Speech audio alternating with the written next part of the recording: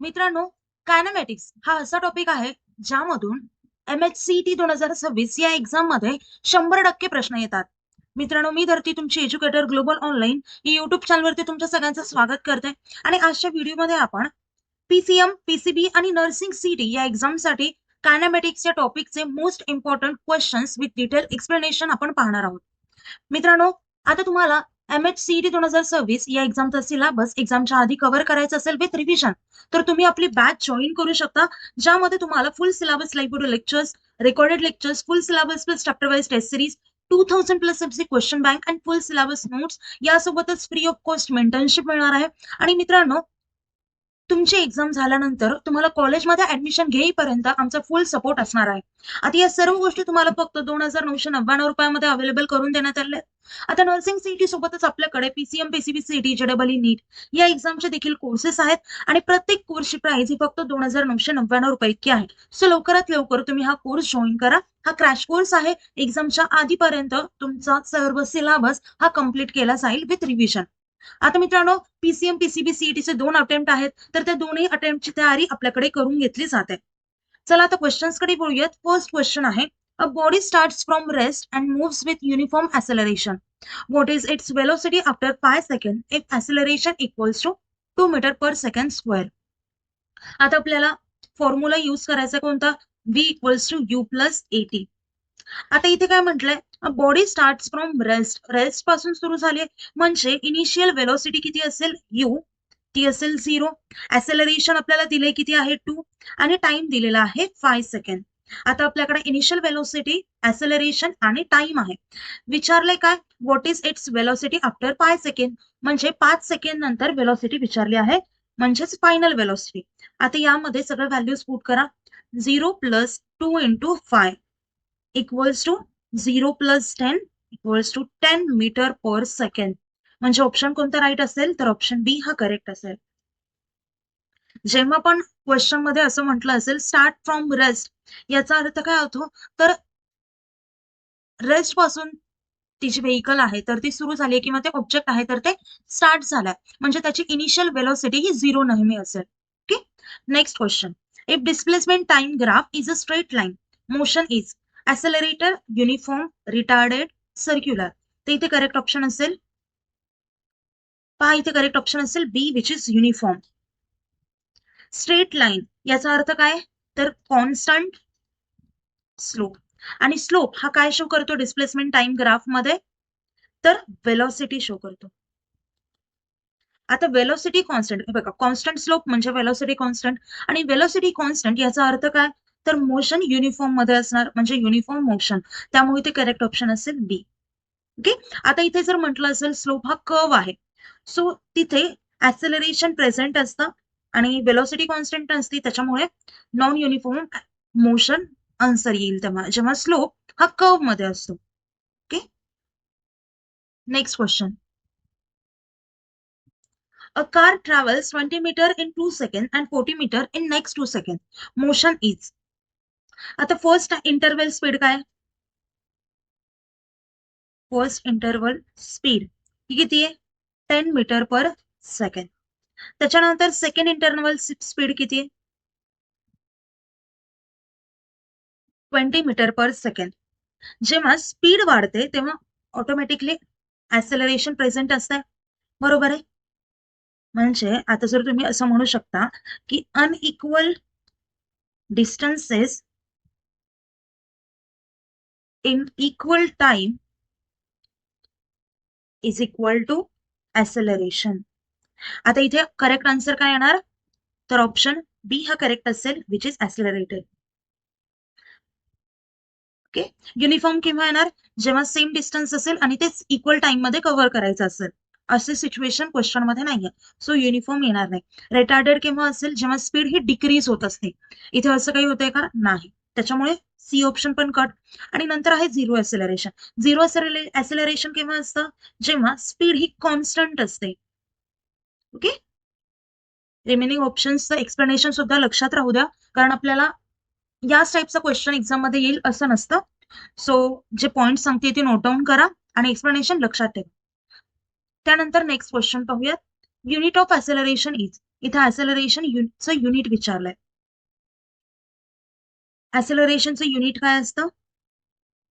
तर metre per second square. त्यामुळे ते करेक्ट ऑप्शन असेल ऑप्शन सी.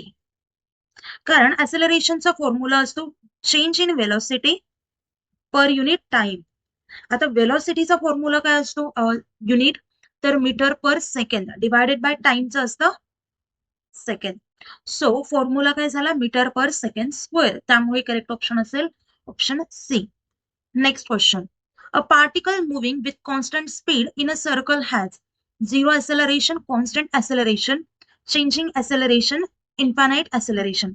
तर इथे करेक्ट ऑप्शन असेल option C which is changing acceleration. Speed जरी कॉन्स्टंट असली तर डायरेक्शन कंटिन्यू चेंज होत असते. कळते? सर्कल असेल आणि तिथे आता स्पीड कॉन्स्टंट आहे पण डायरेक्शन एकदा ही असेल, एकदा ही असेल, एकदा ही असेल, म्हणजे डायरेक्शन कंटिन्युअसली चेंज होतीये. आता वेलॉसिटी चेंजेस होत असेल तर ॲसेलरेशन प्रेझेंट आहे असं आपण कन्सिडर करू शकतो. ॲसेलरेशनची डायरेक्शन देखील कंटिन्युअसली चेंज होत असते. त्याच्यामुळे इथे करेक्ट ऑप्शन येईल option C which is changing acceleration. A particle moving with constant speed in a circle has changing acceleration.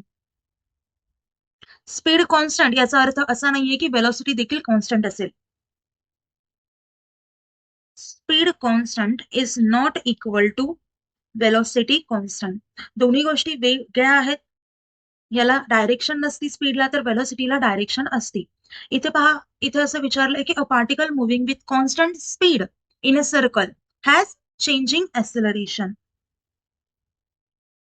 ॲसेलरेशनचं डायरेक्शन कंटिन्युअसली चेंज होत असतं. त्याच्यामुळे करेक्ट ऑप्शन असेल इथे C. Next question. Velocity time graph slope gives displacement, acceleration, speed, distance. तर इथे correct option असेल option B which is acceleration. Velocity टाइमचा ग्राफ हे काय शो करतं? तर ॲसेलरेशन. आता इथे स्लोप काय येणार याचा? वेलोसिटी टाइम ग्राफचा स्लोप काय असतो?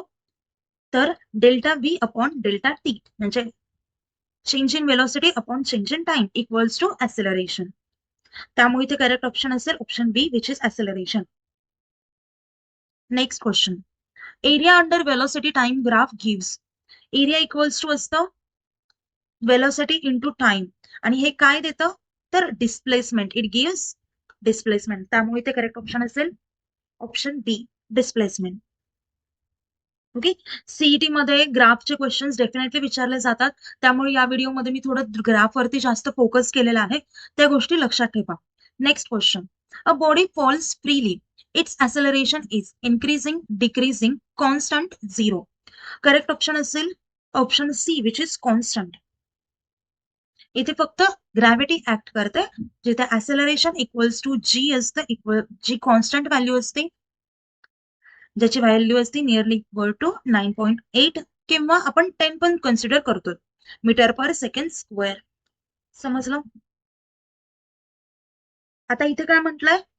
एखादी जर बॉडी फ्रीली खाली पडतीये, फॉल होती म्हणजेच खाली पडते, तर याचं ॲसेलरेशन काय असेल? तर कॉन्स्टंट, जे आपण पाहिलंय, ज्याची व्हॅल्यू 9.8 किंवा 10 मीटर पर सेकंड स्क्वेअर असं आपण म्हणतो.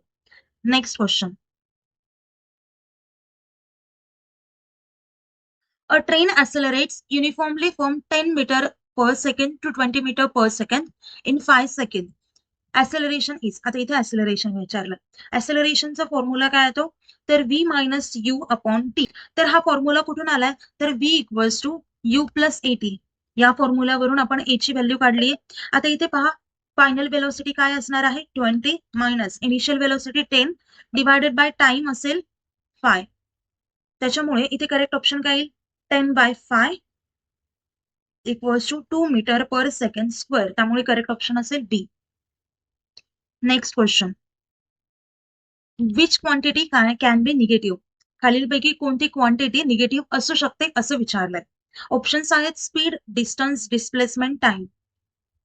आता एवढी गोष्ट लक्षात ठेवा, फक्त वेक्टर क्वांटिटीज या निगेटिव्ह असू शकतात कारण त्यांना डायरेक्शन असते.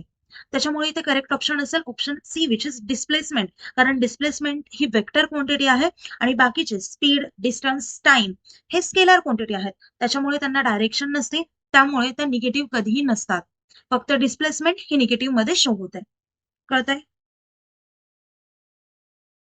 आता या दोन गोष्टी लक्षात ठेवा की डिस्टन्स एक्झॅक्टली काय असतं, तर पाथ लेंथ असते आणि डिस्प्लेसमेंट म्हणजे काय असतं, तर शॉर्टेस्ट डायरेक्शन असते. Okay, next question. A body thrown upward reaches maximum height when velocity is maximum, velocity is zero, acceleration is zero, displacement is zero. इथे करेक्ट ऑप्शन काय असेल, तर ऑप्शन बी असेल, which is velocity is zero. Velocity पहा, at टॉपला velocity he zero असते आणि acceleration हे continuous असतं, ज्याची व्हॅल्यू आपण पाहिली आहे लास्ट क्वेश्चन मध्ये, आणि जी असते ज्याची व्हॅल्यू, आणि ते डाऊनवर्ड साईडला असतं. ओके, त्यामुळे इथे करेक्ट ऑप्शन असेल option B, velocity is zero at maximum height at top. आता नेहमी लक्षात ठेवा, मोस्ट ऑफ द स्टुडंट्स ही गोष्ट चुकवतात की टॉपला मॅक्झिमम हाईटला ऍक्सिलरेशन त्यांना झिरो वाटतं, पण असं नसतं. वेलॉसिटी झिरो असते पण ऍक्सिलरेशन झिरो कधीही नसतं, त्याची व्हॅल्यू असते equal to g. Next question. Two bodies drop from same height reach ground at different times at same height at same time, depends on mass, depends on shape.